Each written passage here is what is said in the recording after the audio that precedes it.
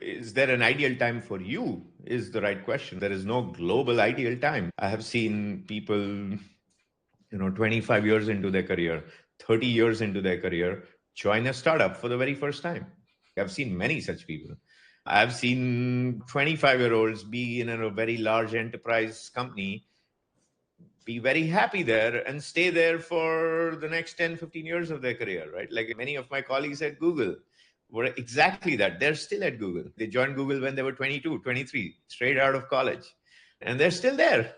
So what I'm typically interested in with this stuff is like, what is the question behind the question? If this were a one-on-one kind of career conversation, maybe the individual starts with this question and like, well, what provoked you to ask this question? What is the confusion you're facing? Let's figure that out. And yes, for you particularly in your situation, there might be an ideal time. So we've got to figure that out, which is, what do you want out of your life? What are your superpowers? What are you trying to do with your career so you can make a very intentional career happen? Because this is a question about what type of company I should work for. Perhaps actually I can share a useful kind of framework for thinking about career choices.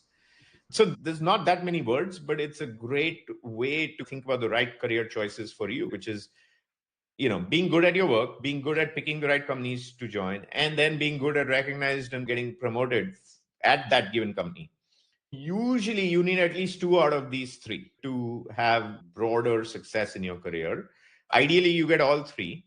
And then this last point about being good at picking the right companies to join is super important. Ultimately, you have to remember that at the macro scale of your career, the success, whatever success means for you, will largely be determined by whether you join the right companies. It is not largely determined by who was your boss for a 6-month period or a 1-year period.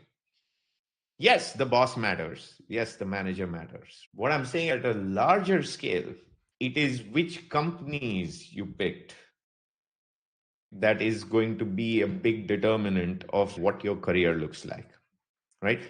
Think about something as basic as your resume. So what is the primary thing on your resume? The primary thing on your resume is the company you worked at and the role in which you worked at that company. Those are the main things on your resume. So in some ways, it's not even the specific project you worked on.